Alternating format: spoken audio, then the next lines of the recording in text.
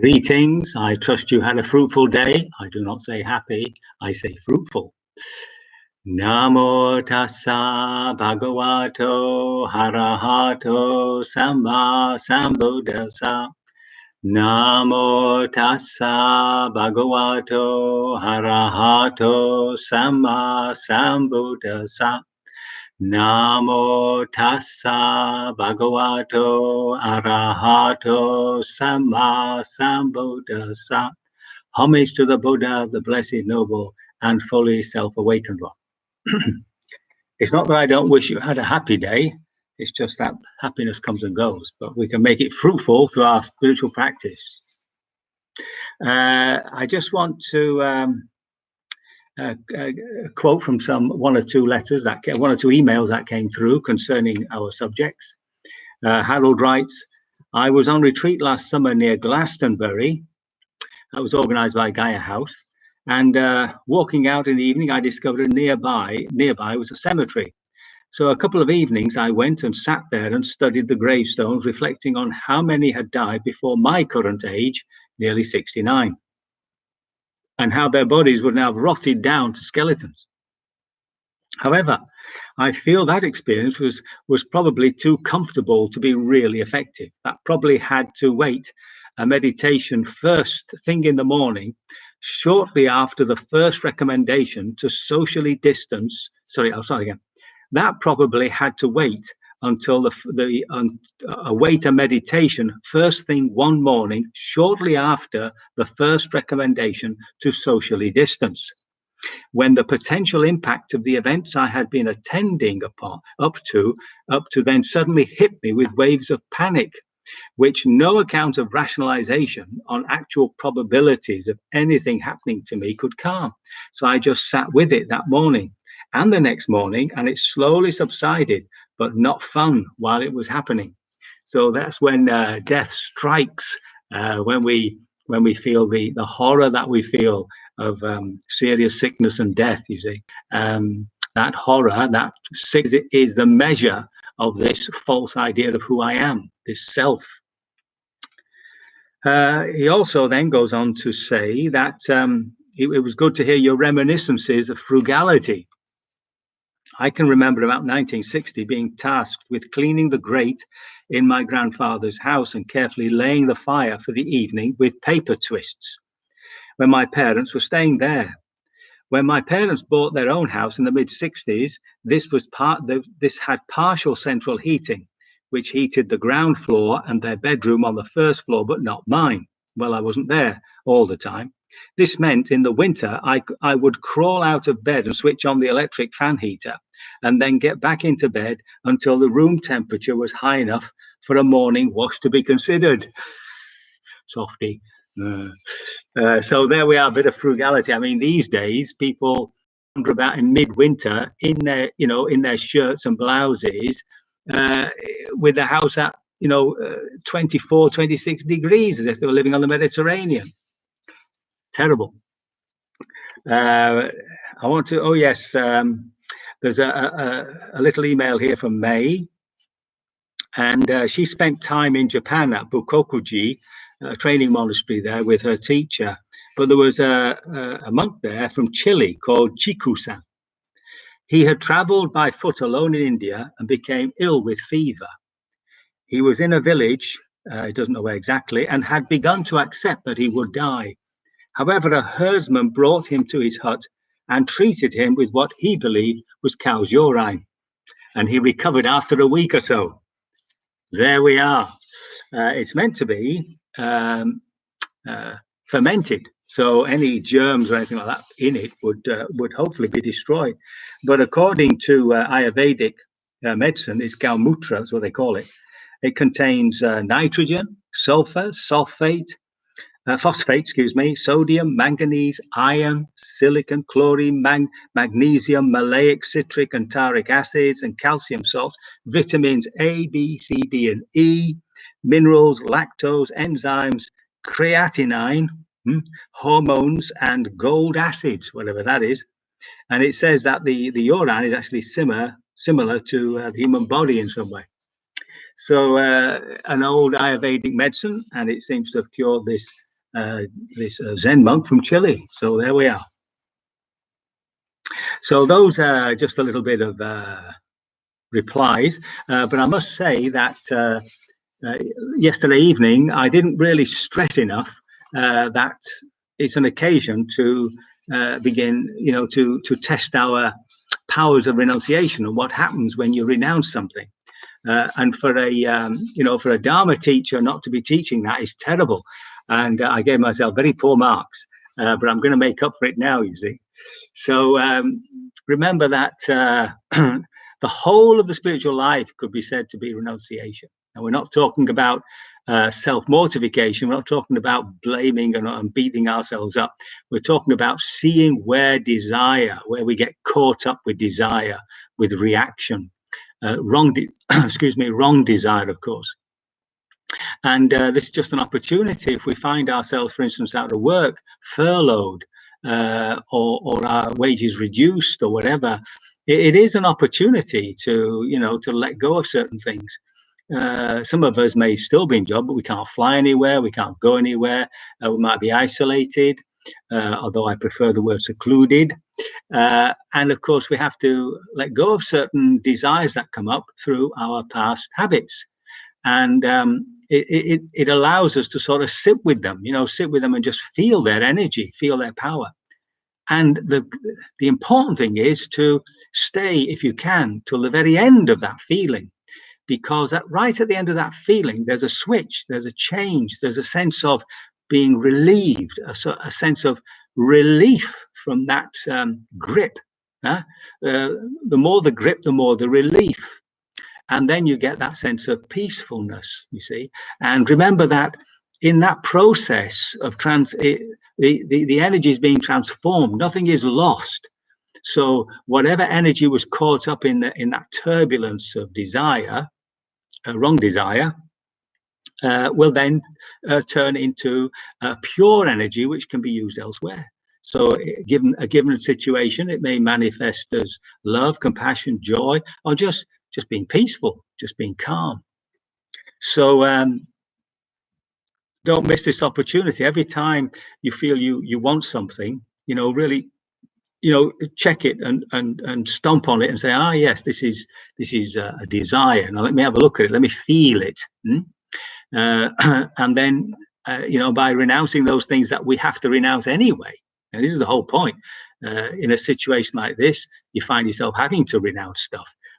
So you may as well make spiritual capital from it, if you'll excuse the expression. Yes, and baths, giving up baths. Somebody's given up having hot baths. There we are. I mean, remember in the old days, medieval days, you only had one bath a year. Yes, it was taken in May or thereabouts. And you only had one big tub where, first of all, your dad got in, and then your mum, and then all the kids from the eldest to the youngest. And then that's where we get the phrase, don't throw the baby out with the bathwater. So you know what the water must have looked like by the time they'd had their baths. Right up until, I think it was the 80s, somewhere around about there. People were happy just having a shower a week, a bath a week. Now we find that very difficult. Now you have to have a shower every day. But actually, you don't need a shower every day. By the way, that's why most marriages took place in June, as before I suppose people began to stink a little. So you can look at your lifestyle, and just see what's actually necessary. What is actually necessary, and then you can add a little bit on top of that, maybe. But we're beginning to define what our indulgences are. It's funny how we need things just because we have them, but you don't need many things that we have. Yeah. So I'm putting that aside now, and I am continuing to resolve to talk about the Eightfold Path and to answer the question as to to that. But I do want to sidetrack a bit. And I've gone and left my books. Oh, heavens. You have to excuse me just 1 second. 1 second.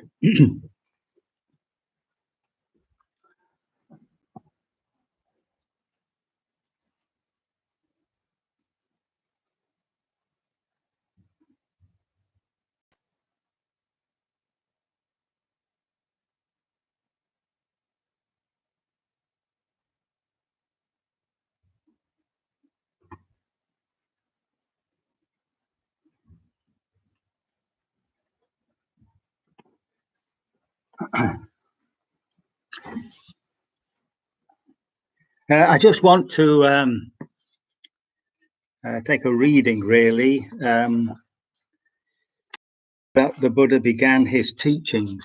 There's a whole discourse here, the Arya Pariyesana Sutta, the discourse on the noble search, where the Buddha tells his life story, you might say, up until, or how he became fully liberated. And it gives you some idea of the person, you know, how he was. So he said, when I was staying at Uruvela, as long as I chose, so that's where he became fully liberated. That's sort of close to, or they think is, present-day Bodh Gaya. Some of you will have been there. I set out to wander by stages to Benares. So that's present-day Varanasi on the Ganges there. Between Gaya, so that's the town near Bodh Gaya, and the place of enlightenment, the Ajivika Upaka saw me on the road. Now, the Ajivikas belonged to a sect that were fatalists, really. You could call them that. They had, I've got it written down somewhere. I can find it. Makali. Just trying to remember all these names. It's sort of, you know, it's terrible. Makali Gosala, who was a fatalist. Everything was predestined. There were many of these, remember, these people who'd gone out, mainly men, but some women, had left society to live as samanas. You know, the samana means somebody who strives for spiritual, or anybody who strives, but in this particular case, it's striving for spiritual attainment. Anyway, when Upaka sees him, he says, "Friend, your faculties are clear. The color of your skin is pure and bright. Under whom have you gone forth? Who is your teacher? Whose Dharma do you profess?" And the Buddha replies in verses, "I am the one who's transcended all, a knower of all, unsullied among all things, renouncing all things, by cravings ceasing freed. Having known this for myself, to whom should I point as my teacher? I have no teacher, and one like me exists nowhere in the world, with all its gods, because I have no person for my counterpart. I am the accomplished one in the world. I am the teacher supreme. I alone am a fully enlightened one, whose fires are quenched and extinguished." That's the fires of greed, hatred, and delusion. "I go now to the city of Kazi," that's Varanasi, "to set the motion, the wheel of the Dhamma. In a world that has become blind, I go to beat the drum of the deathless." That's very impressive, huh? But the Upaka replies, "By your claims, friend, you ought to be the universal victor. The victors are those like me who have won to destruction of the taints." So remember, these are the four basic problems that we have, basic misunderstandings. "I have vanquished all evil states, therefore, Upaka, I am a victor." Now, when this was said, the Ajivaka Upaka said, "Maybe so, friend." Shaking his head, he took a bypath and departed. So I think the Buddha realized this isn't quite the way he was going to spread the Dharma. Now, we also have to accept there's a bit of hagiography here. So hagiography is the story of the saints. And you always build a saint up, you know, legends and myths all surround them, and they become much greater, in a sense, in some ways, than they actually were, because of this mythology that surrounds them. So I doubt if he came out with a set of prepared verses. He probably said, you know, that he felt that he knew himself to be fully liberated, but he didn't convince this Ajivaka. Now, that reminds me that when I was living at the Birmingham Buddhist Vihara in Birmingham, they used to come, there's been about the 80s, early, middle 80s, somewhere around about there. We used to get cards and letters from somebody announcing that the next world leader was living in London, somewhere in Pudding Street or something. And I remember picking these up. There about 7 or 8 of them came to my memory, picking them up and thinking, "Oh, yeah, just like a Jivaka. Oh, yeah, right, okay." And I never got caught up to finding out who this person was. Anyway, he then, of course, is on his way. The Buddha's on his way to see his friend, to see his old friends whom he'd been training with. And let me just read this through. So he wandered in stages and eventually came to Varanasi, Benares, to the deer park at Isipatana. And I approached the group of 5. Now the bhikkhus saw me coming at a distance, and they agreed amongst themselves, "Friend, here comes the recluse Gautama, who lives luxuriously." Remember, he'd given up the path of self-mortification, who gave up his striving and reverted to luxury. We should not pay homage to him or rise up for him or receive his bowl and outer robe. But a seat may be prepared for him. If he likes, he may sit down. However, as I approached those bhikkhus, they found themselves unable to keep their pact. One came to meet me, took my bowl and outer robe, another prepared a seat, and another set out water for my feet. However, they still addressed me as friend. Whereupon I told them, do not address the Tathagata by the name of friend. Tathagata was how he referred to himself. It means the transcendent one. The Tathagata is the accomplished one, a fully enlightened one. Listen, bhikkhus, the deathless has been attained. I shall instruct you, I shall teach you the Dharma. Practicing as you are instructed, by realizing for yourself, here and now, through direct knowledge, you will soon enter into and abide in that supreme goal of the holy life, for the sake of which clansmen rightly go forth from home to homelessness. So that's a very pat phrase, okay, that you get throughout the scriptures. And then he tries to talk to them, of course, about this. And then there's this lovely passage here where 4 or 5, the usual thing is everybody tries 3 times, you see. So the second time, and then he actually says the same thing a 3rd time. And then he asks them, he says, bhikkhus, remember, is anybody's listening, but here it's his 5 friends. Have you ever heard me speak like this before? See, they said, no, Venerable Sir. Says the Tathagata is the accomplished one, and then he goes through this business. And then he says, I was able to convince the bhikkhus of the group of 5. Then I sometimes instructed 2 bhikkhus, while the other 3 went for alms. And the 6 of us lived on what the other 3 bhikkhus brought back from their alms round. Sometimes I instructed 3 bhikkhus, while the other 2 went on alms, and the 6 of us lived on what those 2 bhikkhus brought back from their alms round.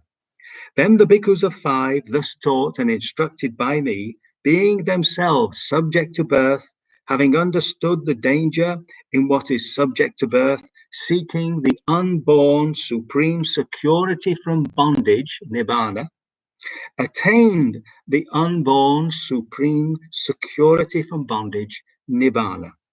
Being themselves subject to aging, sickness, death, sorrow, and defilement, having understood the danger in what is subject to aging, sickness, death, sorrow, and defilement, seeking the unaging, unailing, deathless, sorrowless, and undefiled supreme security from bondage, nibbana, they attained the unaging, unailing, deathless, sorrowless, undefiled supreme security from bondage, nibbana.